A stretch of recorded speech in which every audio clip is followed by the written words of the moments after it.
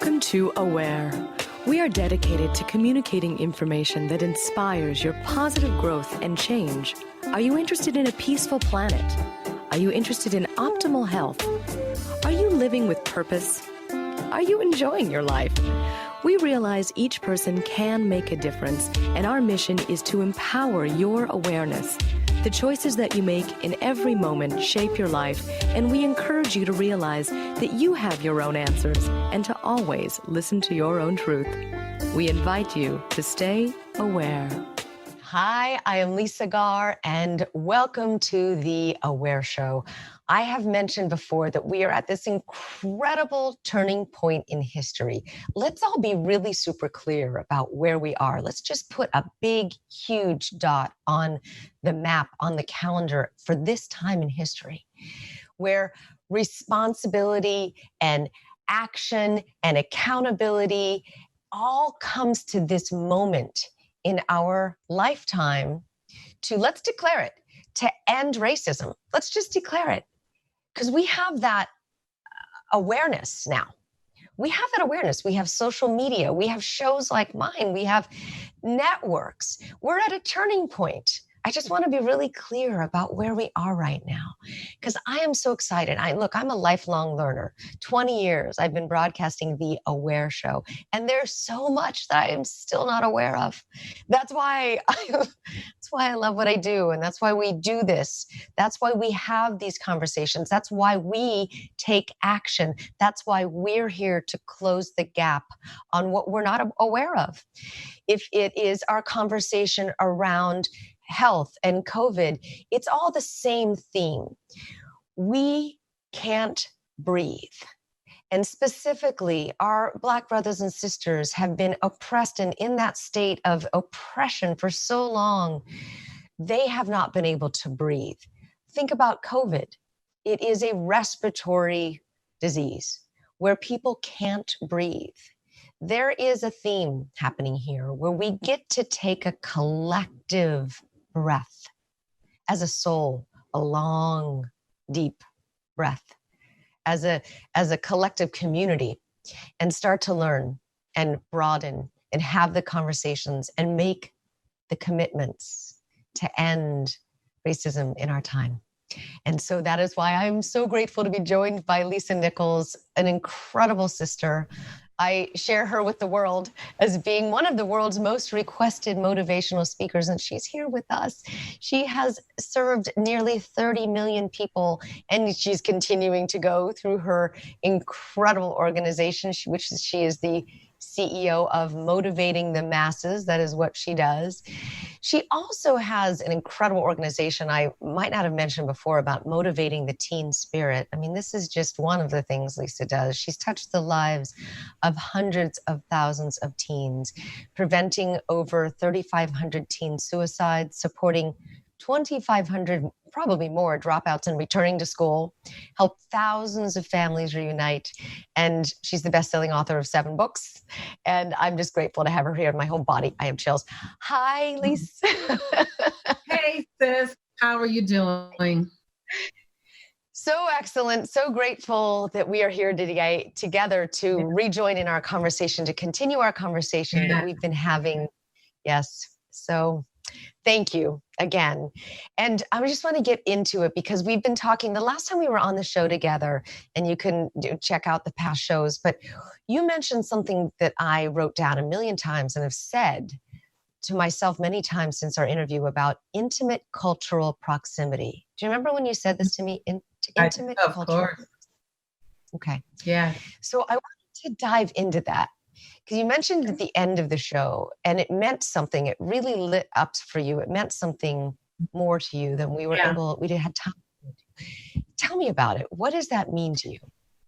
Well, it is the intimate cultural proximity is why cross-cultural awareness occurs. It's not just intellectual education that will make you, for lack of better words, aware of someone's experience. Intellectual conversation, the study in a book, that is literally the first 10% of what you can get. The other 90% comes from intimate cultural proximity. And that can go across any line, intimate gender proximity, intimate religious proximity. It's the cementing and the submerging of yourself into another person's experience so that you can have an expanded awareness, expanded compassion, expanded empathy, and more education, which goes with the awareness. And so, but it comes with not studying from afar. Not analyzing from a distance. And I don't say that in a way of disrespect, that many of us study that way. I studied the South African culture and felt like I really had made progress in what I studied in the culture, but it was nothing like when I went over there for 28 days and I spent 28 days in the space with them. And so there's these two levels. So intimate cultural proximity, where what I would like to be a stand for and help to bring forth into our human experience right now are programs that support intimate cultural proximity so that our community at large as a human race, we can find ways to be together so we can eliminate our biases, our prejudices, our fears. A lot of that is based on what we heard, based on what we saw from a distance. It's not based on something we personally experienced. And so if we can replace those opinions and that intellectual, because what I'm seeing so much of in our public forums is everyone's going back and forth about their intellectual belief system. And while that's necessary, intimate proximity, cultural proximity can help so much of that. And so I believe that it should be put inside of our legal system for police officers to have a cultural awareness training taught by the culture that their division is going to be protecting, so that there's some awareness. And it's not a study of, it's a being with. And I talked to you. I talked to you in our previous interview about my girlfriend Anne, who I went to her Passover, her Jewish Passover, and how being with her over the years has helped me in that context of the Jewish journey. I've many white friends, and so I was always aware of that. But then that was a journey. That was a journey of spirituality. That was a journey of religion, and she really helped me to just see the beauty. And I kept finding myself going, "Oh, that's the same as in the Baptist church that I grew up. Oh, that's similar. Oh, that's similar." And I got to see all these similarities. I got to see all this. And so while it may not be like that, I think intimate cultural proximity is something that we should begin to design. I'm going to lean into doing some trainings in 2021, physical trainings. I may start with one virtual one this year, but doing some trainings where we actually are having cultural proximity conversations and cultural proximity exercises, and which it allows us to look at each other and go, okay, that's why you do that thing you do. Oh, that's why you have so much energy or anger or hurt or so much excitement around that. If I were a white woman, I'd want to ask a Black woman about, why, how did she get to the point where she prays the way she prays? Her faith is the way her faith is. How did she get that? I want to know. Being a Black woman, I'm going to ask a white woman certain things. I want to be able to create a forum where we have intimate cultural proximity to have courageous conversations that honors multiple cultures and allow the lines to just be a little less divisive and become a little more connected. Wow. I knew there was more behind that. When you said it, it just had big lights on it. And I'm like, what is that?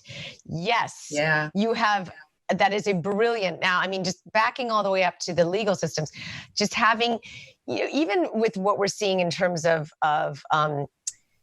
the small amount of police reform that we're seeing right now, I know it's just a tiny start, and we're, got to start somewhere, but to have in the neighborhoods that are being policed, to actually have forces like task forces brought together by the people in the community, the neighbors in the community, that then communicate with the police rather than the police coming in like foreigners into a neighborhood, to have that task force to be able to relate to first and say, hey, we've noticed crime's gone up, what's going on here? And that there is a dialogue happening there first is so, thousands of times more effective than coming in as just the out of the blue bad guys and not, from any type of context. Think about the healing that could happen. We used to have these town halls. They're gone. Right. Well, and there's I think the key thing that we need to begin to put in place is more accountability now. And so this is an opportunity for there to be some checkpoints and some accountability, but the accountability needs to look like the community that's being cover, whatever that looks like. If it's an all white community, let the accountability, the task force, let the committee, let it look like the community. Just allow there to be some representation, some fairness, some expansiveness. And so I just believe that it's difficult for you to harm me when you see yourself. It's not that it's impossible, but I want to make it as difficult for you as possible. If there's that energy of aggression or that energy, or in those moments, so much I can only assume so much is happening for police officers. But what can we do so that police officer sees me as a human, sees my son? And I think that some of the training, I think it's not just in councils and in committees.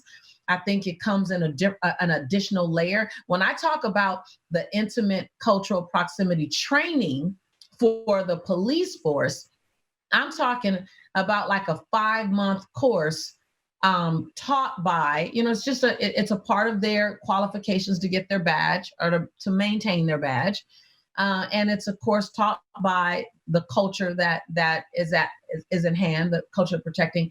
But I think it includes experiences, not just teaching. So I like I said before, it includes, having a meal, made by some aunties, that starts with a good salad and ends with a good peach cobbler. And some collard greens in between. Yes. Right. Some collard greens in between. It includes going to not so much the high school or the junior high school level and interacting and putting your gun down and picking up a basketball, but it with the kids, it goes to a first grade level and a kindergarten level and a second grade level, and being a part of some of their arts and craft days, just something that humanize the community and have a greater awareness. I just believe, I know that sounds like that's on the soft side, but we need to do it all. It's not one or the other. We need to do it all, and so I'm real big on education and experience, and then followed by, applied action. So I believe that the cultural proximity. I'm going to play, because this is what we do. And I am, I don't care what I risk here, because I want to do this with you if we can. Now, I would love to do this if we can, just have this conversation with me, Lisa, because when you said that, first, when you said, when a Black woman and a white woman speak, and again, it brought up in me of all I have is deep reverence. When you even mentioned about prayer, and oh my God, I went to a gospel church once, and oh my God, every hair of my body rose, and it was so incredibly spirit raising. And tell me how that comes to, tell me that feeling for you. Tell me.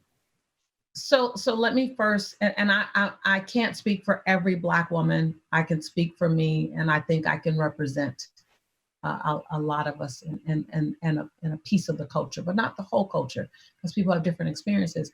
But first ask, because it's not entertainment for us. why our faith runs so deep in God is because we had very little faith in the system. And so faith in God, so I want you to understand the core. Faith in God and church and church community and song and there's a song by Tamara Mann that's so beautiful, and it just talks about, God, I'm tired. God, I'm tired. I'm just tired, God. Give me the strength. And so from back in the slave period of our history, we found refuge in church. We found that to be the place that we can go and lay our burdens down. Our faith in church and our faith in that environment has been a cornerstone of our existence, because for many times, and not always, and there's so many people where the space isn't safe, but that was our only safe haven that we had. Home wasn't safe because the master was there. Work wasn't safe because we were in the fields. Master was there. Church was the one place that white people didn't go to with us. And so you see more of our soul. So Lisa, when you talk about that gospel concert and we wailed, see that song is to replace the wailing of tears. So the passion that you see in all of our songs and in faith and in that conviction is because we haven't been able to go wide. And why haven't we been able to go wide? Because we haven't had the same privileges as you have. You look at any great movie, you got about one spot for the Black actor, right? Black woman, Black man. You look at the boardroom, you might have two, maybe. So if we can go all the way down, we can list it, and you'll see that where there's a multitude of opportunity for you, which is a part of what comes under the privilege, there are very small, very minimal opportunities for me. And you look at the number of people wanting to have that opportunity compared to the one who got it, right? And so you have that out here in the world when we go to church. Yes. You're not beating down our doors trying to get to our churches. So now all of us can sing. All of us can pray. All of us can dance. All of us can call out to God. Deep. This is our safe haven. Yes. It goes deep. And so we have been, it's in our DNA to go to God. Now, I'm not saying everybody goes to God. Every Black person believes in God. Please understand, I'm not saying that. But I'm saying culturally, take it to God. Because ain't nobody else listening. I want you to hear that. Because you can't take it to the police department. You can't take it even to the educator, to the professor. You can't take it to the judge. You can't take it to the, right? And so we have nurtured the path that we have access to, and it's worked out to our favor. I feel like in my case, because I can go anywhere and I can experience many things, and my faith is not going to waver. Nope. Now, let me be very clear. And this might sting a bit, but you know I love you. I cannot tell you that I have had faith in our system, to be fair to me and my son. I cannot tell you I've had faith in our juvenile justice divisions, have faith in our legal system. I have faith in our political system, to be fair to me, to be fair to my son. I cannot tell you that. Right. But I can tell you I have faith in my contribution, have faith in my journey, have faith. And I think what you're seeing out now is and I'm gonna step out on a limb here, and I may make some people mad, and I'm okay with that. It's not with the intent to do that, but a part of the anger you're seeing now, Lisa, is we don't understand how Breonna's death or Trayvon's death didn't look as horrific as George Floyd's death. Not to minimize his at all, but we're sitting here going, well, you want to know why all that fury is out there? It's not a hate whitey fury. It's not a hate whitey. It's not hate white people. It's not that. So please don't take that on, because that's what it can start being played into. And people with a low level of consciousness, people who are all about hate, people are all about divisive, they want to turn it into that. So you got to really be committed to rise above that and go, hold on, that's not about hating white people. That's about people going, I'm sorry, 500 people were treated like George Floyd just last year, and last year alone. Not to discount what's been done to him. And I'm glad we're here. But you cannot tell me I don't have a right to be mad that it took us over 2,000 people brutally killed for us to get here. And so that's what you're feeling. So I want to be make you really, and my agenda and being on your show, and my agenda and being on the other shows, this is my third interview today, and every interview that I've done have been across the cultural line, and I'm glad those are the ones I want to have. I want you to know that people are angry, but they don't dislike you. People are hurt, but they're not trying to hurt you. Hurt just fuels hurt.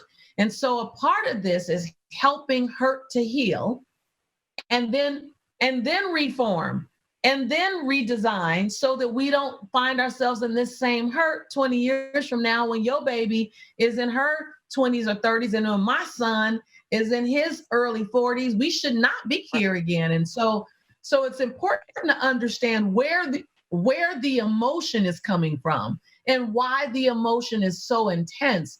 And why it's important to understand that as white America, as our sisters and our brothers, as our allies, so that you can go, oh, okay, I get it. And then we start having forward-moving conversations like this and forward-moving strategies. I absolutely understand the anger. Absolutely feel that it has to be. I feel that we should protest until we can't anymore, and until it isn't necessary anymore. We don't just stop. And I know that there are health concerns and so forth, but we have there's a lot more to be said. And the fact that there is so much anger, and the fact that there is so much angst, is what's getting the attention. If we were trying to lobby and make rules, it's not going to get any attention. It needs to, and it has to happen at the level of the people. And I believe, are in a society where we are now seeing that the people can actually make a difference, that we can take to the streets, and we can start to get to be heard and to feel heard. And this movement, as I said at the beginning of this show, we are not going backwards from this. We are awake to it. The thing is that we not going to go backwards, but we can't go back to sleep. And that's why I said we need, go ahead. Yeah, it's to your same point. You're awake, but a part of it is being awake to the unconsciousness that we did have. Awake to I wasn't aware of that at the level I should have been aware of that. And I'm gonna push some buttons here. It's also awake to the convenience, owning the convenient path of unawareness. See, unawareness is not only a circumstance, awareness is also a strategy. And you can't tell me, with all of our brilliance that we have today, that we weren't this brilliant 3 years ago when we heard about this before. We weren't this brilliant 10 years ago. We, and I say we, I don't mean me, I mean white America, who's unaware. I'm going to say that, but I use we because I'm always in the journey as well. So when you look at it and you say, I heard about the other ones, it didn't get my attention. I was unaware. I'm awake now. And that's not from a sense of shame to make you feel shameful or blame. None of that. It's to simply own it. Because when we're having these conversations, the starting point has to be, Lisa, that you acknowledge first that this ain't the first time. You acknowledge first that you've been on this planet, why it's been happening. You acknowledge first that I didn't prioritize this before. That's my zero. That's where I need to start. Because every time a Black man or a Black woman was killed, I felt it. I felt the hurt. I felt it at a visceral level. I felt it at a cellular level. I couldn't shake it. I couldn't breathe with it. Every time I saw my father, I saw my brother, I saw my son. And so I've been feeling this all this time. And so for us to start at zero, the first place is for you to go, I'm awake now to how unconscious I was. I own that. So I go, okay, good. I'm not crazy. It wasn't just playing in part of the world on the news. It was everywhere. You see what I'm saying as a starting point? Yeah, and I'm fully willing to say, all right, where was my head? I mean, what was I thinking? You know, what, as I look at these news stories, I'm asking myself that question. What was I thinking? And how did I digest that? And did it just move to the next story? And I mean, I have a hard time listening to there's a lot of news right now about this Orange County rapist and I lived through that. I mean, babies, I have a really hard time with it because I do see it on a physical and a visual level, and I shut it off. I just can't handle that much pain every freaking day of the news. Right. And yeah, it is. I'm really sensitive to it. And you shouldn't. And I think a part of us moving forward together is saying, I take responsibility. I get it. And I understand what I don't know. And I want to know. I've never been and will never be. I'm speaking as if I were you. I've never been and I'll never be a Black woman. I'll never be a Black man. And I am understanding now for the first time at a whole new level, what does it mean to be privileged? I've had the privilege of not feeling and not putting any energy into that experience prior to now, and it not impacting my life. That's the truth.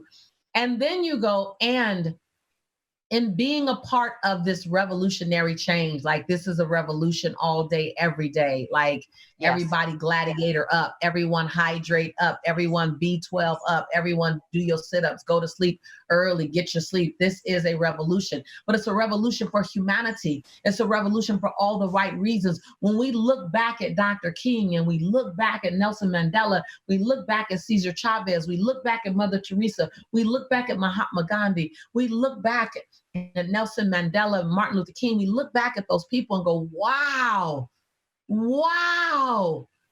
we're in that moment now. They didn't do it for us to say, wow. They didn't do it to be written in the history books. They didn't do it to have statues made up of them and streets named after them. They didn't do it for that. None of them. They did it because in the moment, there was a revolution. And they wanted to be on the right side of history. They wanted their dash to mean something. And so we're here.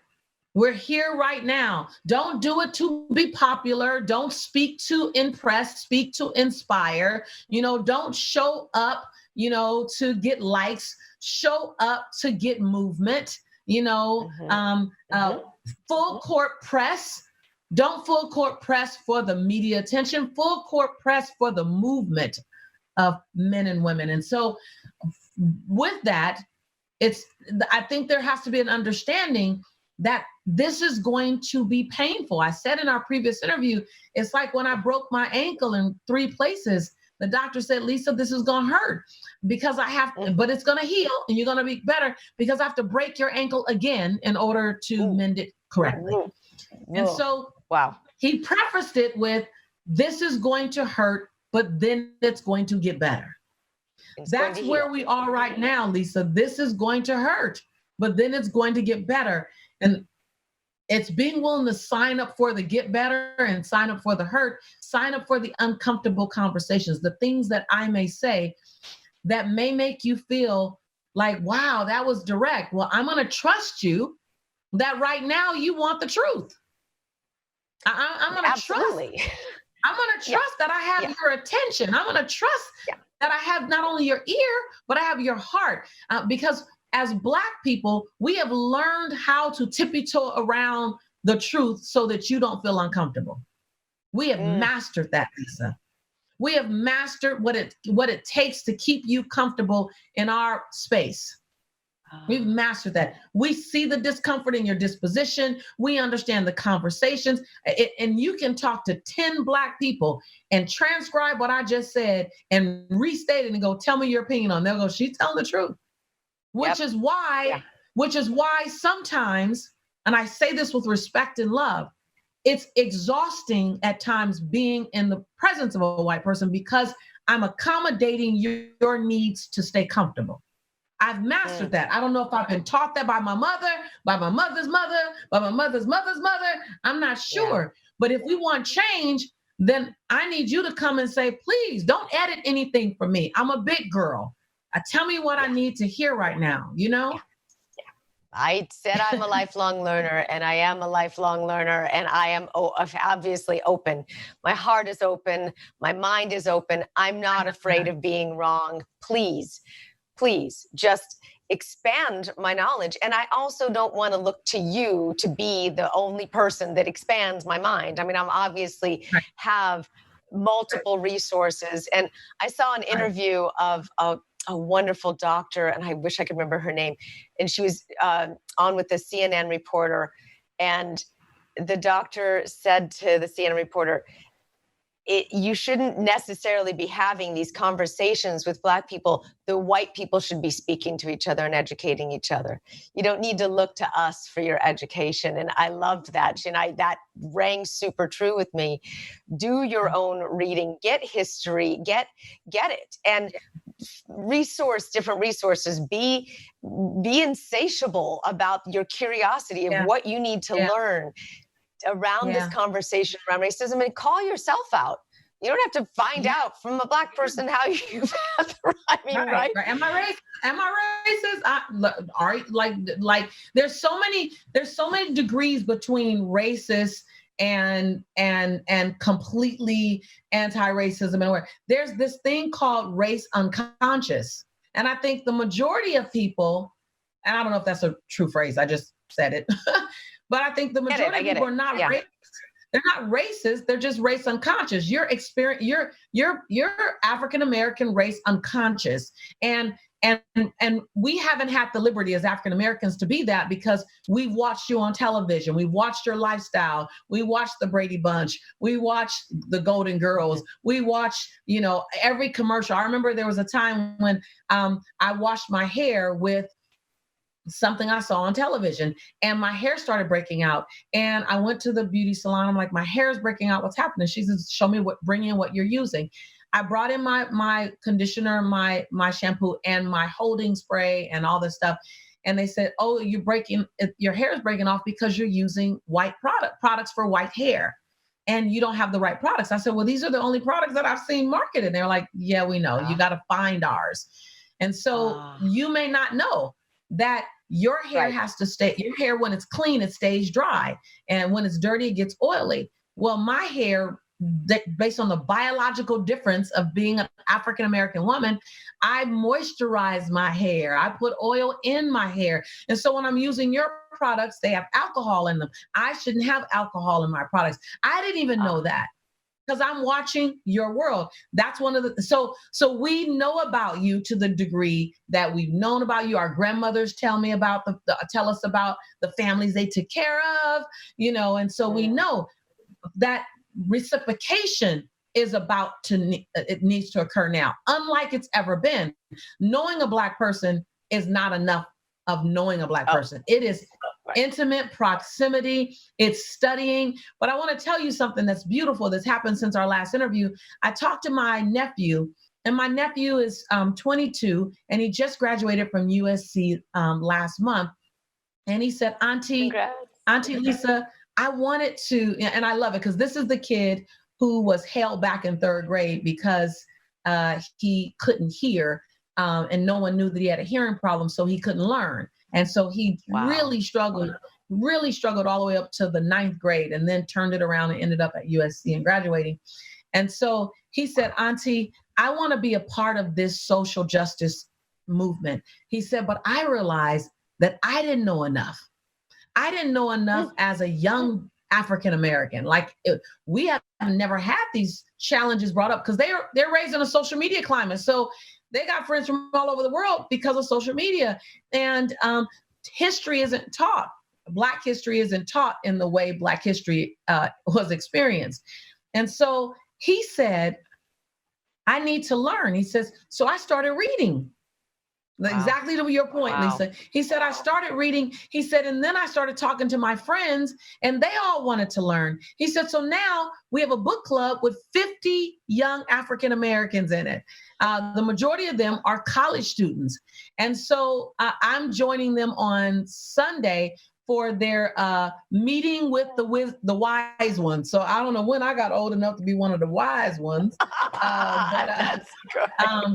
But one of the things I'm going to be yeah. So how exciting is it? And you may in the future may want to have him on your show, because I was inspired by him. He said, listen, we need to learn. So they're reading Malcolm X's book now, and then they're going to read Martin Luther King's book, and then they're reading Nelson Mandela's book. They're just reading all these books to become aware as young African Americans, so they understand how they can influence the future. And so 50 young, under 30 African American kids, young adults in a book club now. Educating themselves the right way. That's educating. I mean, it really comes from your I don't want to say elders, Lisa. It comes from your aunties. Wisdom. It doesn't come from the books. It comes from the wise ones around you. The wise ones. With all that we're seeing, and I have been following the Million Letter Movement, which you mentioned last time. That is amazing. What has been put behind that? I encourage everyone to look up millionlettermovement.com.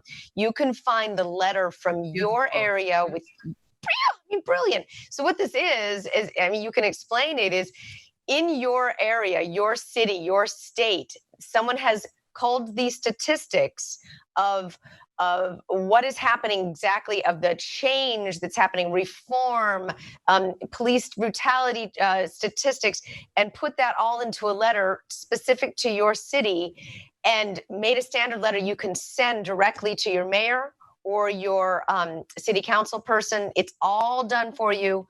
We need 1 million of these to get more than 1 million. Let's just go. It is the most seamless. So over 73 people joined this volunteer team, with over 70% of that team not being African American, and it was about long-term systemic change. How can we initiate it? And what was done was we targeted the top 10 cities first.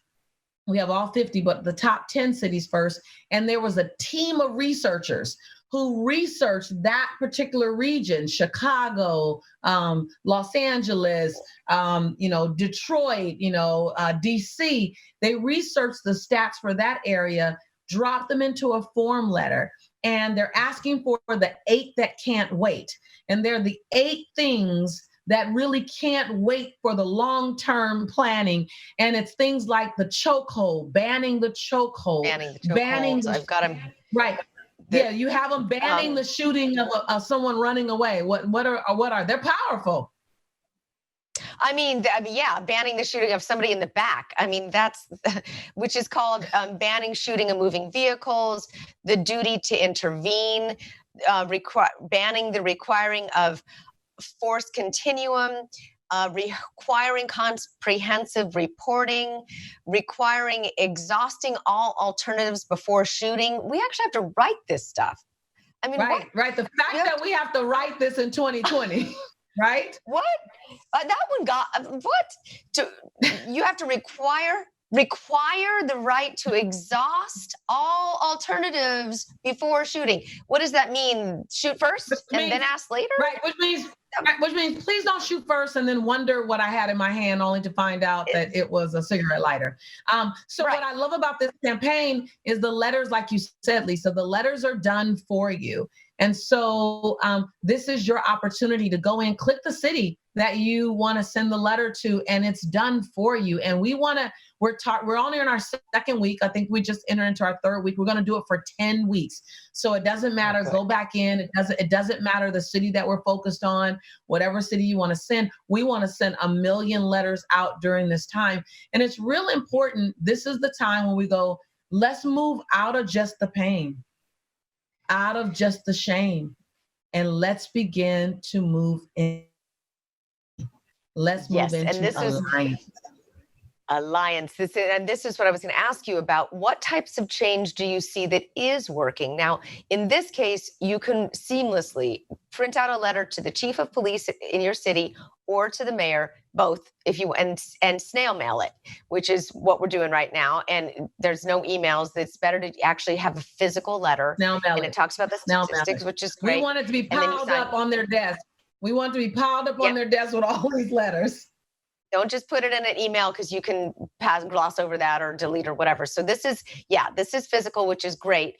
And then what other things? I mean, I love this. And I want everyone to go to millionlettermovement.com and print out the letter in your city and send it to your mayor and your chief of police. And let's start. There's actually, in LA, there's 5 out of the 8 are actually implemented already. So that even, I looked up some other cities. Yeah, there about 5 out of the 8 are implemented in the cities that I looked up, and it just happened to have been coincidence. So we're getting somewhere. And I wanted to ask you that. Do you see that there has been changes? What do you see, Lisa? I see a response, which is important. I see a response. Ask me that again in 2 years. Ask me it again in 18 months. I see a response right now. And I'm going to say that. I see a response. I don't want to discredit and take any credit away from all the work that's going in. But if you have people rioting at your front door and beating down your window, you have to respond. What I'm excited about is the long-term systemic change. And you'll hear people saying that, which is why I want to be a part of the things that I'm a part of, that I can influence. And then I'm excited for what happens in 2021. I'm excited for what happens in 2022, because right now it's like the dust is here. Dust is here with pandemic. Dust is here with quarantine. Dust is here with the possibility of a re-quarantine. There's so much noise here that when it settles, then you go, now what's changed? Right? And so, yes, I see a response. I'm going to say, I'm glad at the pace of the response. And I'm going to say there was no other choice. And I'm going to say this. It hurts my heart to have to say it. But the same atrocity that was done to George Floyd was done to thousands others. The difference is that white America picked up the gavel. And then an international gavel was picked up. And so you see what I'm saying? It's like, if you did there's a couple of videos out there that are montages of, I can't even handle them, of this happening before, and go, well, what was the difference? What's the difference in George Floyd, right? Not to discount, he's a life, it was tragedy, right? But what happened there to make all of a sudden, what happened was it was too polarizing to ignore any longer. And so when that was the case, like, you know what? I'm not going to ignore this. And then they looked up and said, oh my God, that's a white person saying that. And oh my God, that's Belgium, and that's Europe, and that's Africa. And that's Greece saying that now. So when you ask me, yeah. My daughter saw it about 8 minutes after it went viral. I mean, it went viral instantly on Instagram. And she showed me, she came into my office. She said, Mom, take a look at this. And it was instant. It was just instantly viral, which I thought was, that's also one of the differences, is that we didn't have social media in the 60s and the 90s to give us this incredible viral power, which puts the power back into the hands of the people where it was in the first place, which we've lost. And the other part is that worked in our advantage. I say that there are many gifts that came wrapped in the COVID sandpaper. And the gift that came wrapped in the COVID sandpaper was the gift of at home. And so there were more eyeballs on the video sooner, quicker, faster, while there may have been the execs and the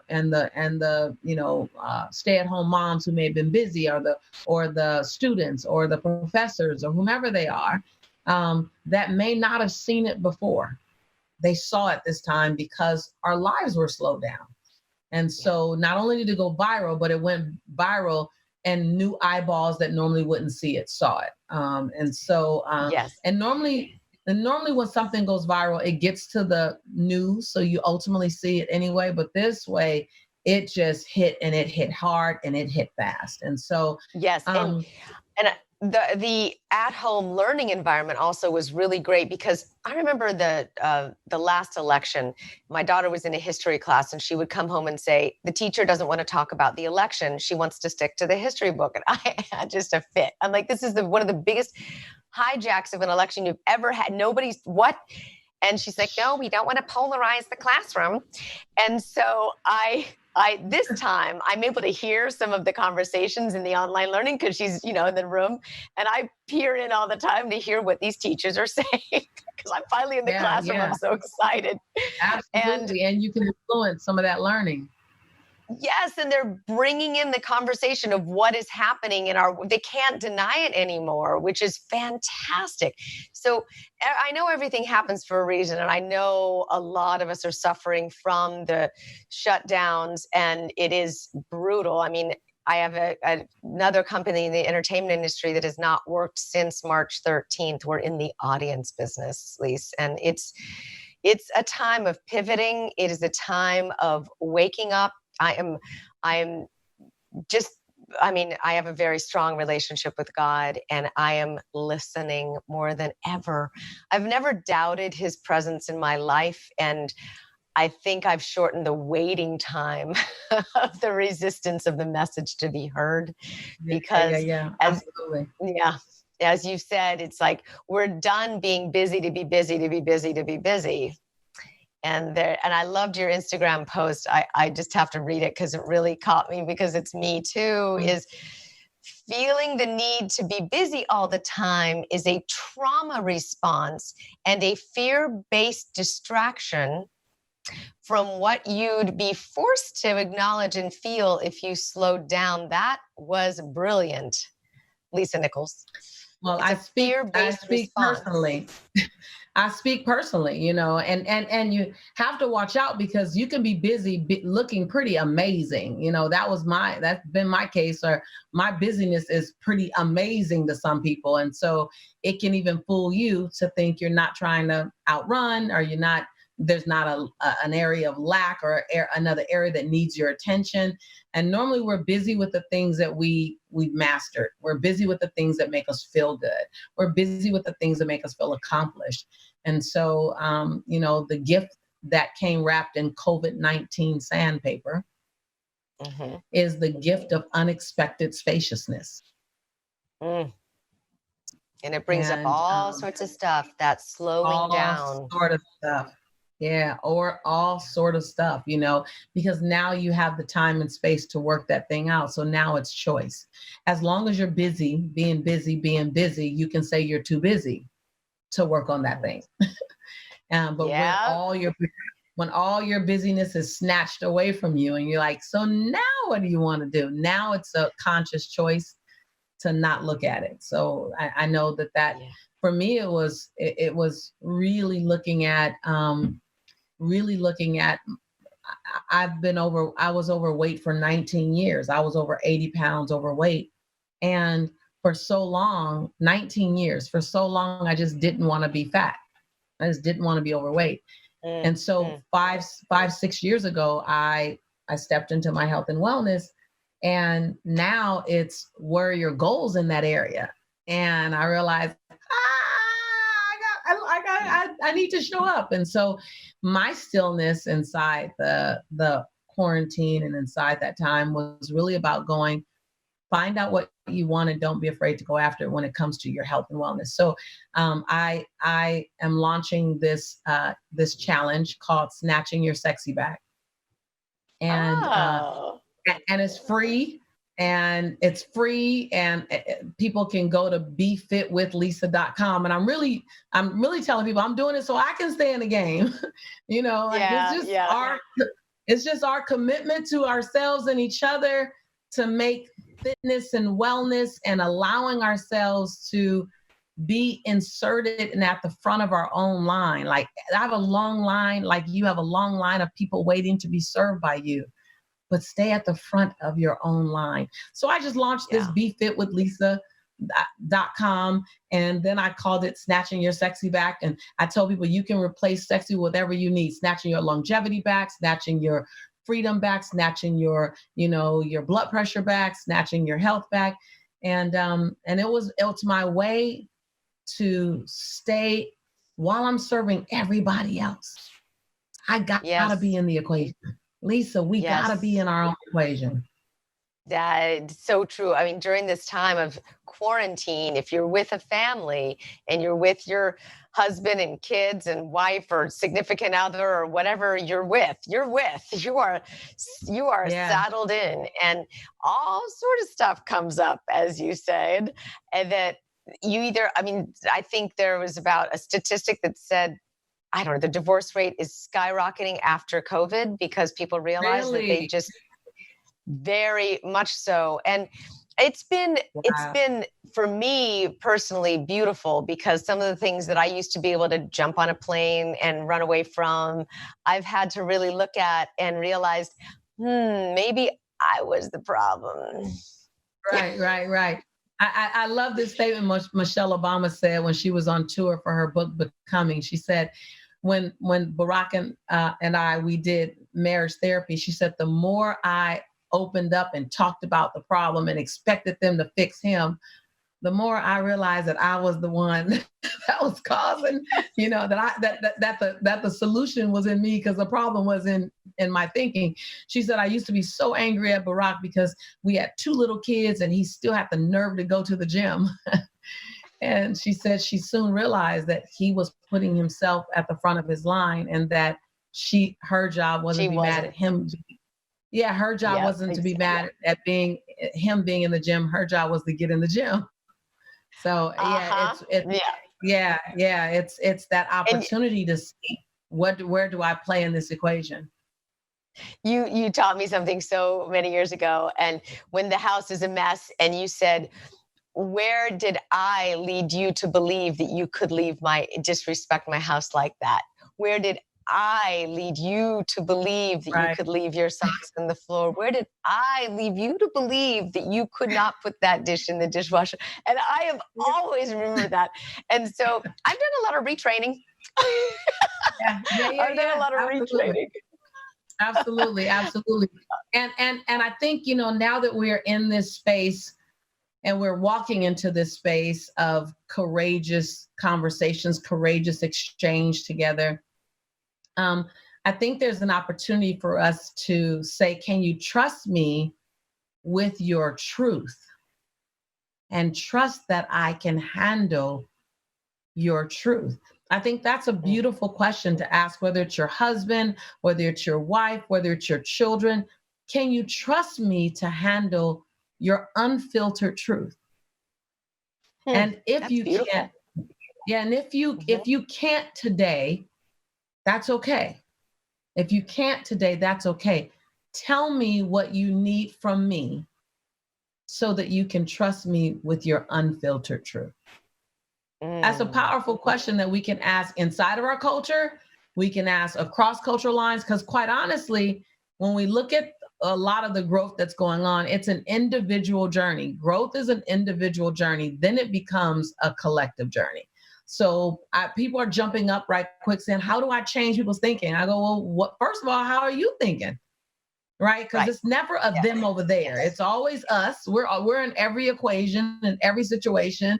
And so the question becomes, how can what's my part? And when you look at your part in anything, it needs to be something that can be measurable. It's not, we got to watch out for everything being so esoteric, being so, it's so ambiguous. It's Out so there. high. Mhm. It's so high conscious that you can't touch the daily action. What does the daily action look like? So we have another show that's coming up, and we can address this, and we can start there. And I'm very excited about that, because you drop these bombs right before the show's over. And I'm like, wait, that. But we have 30 seconds. So can you trust me with your unfiltered truth will be our topic the next show. Thank you, Lisa, for your just always. I made it to an interview without crying with you. That's first. Well, I love you, my friend. You have to say progress is being made. I love you, sister.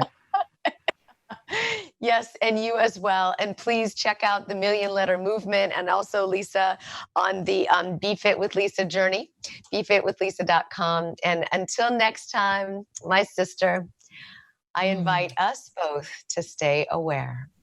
Thank you. Yes, I love you, sis. I love you too.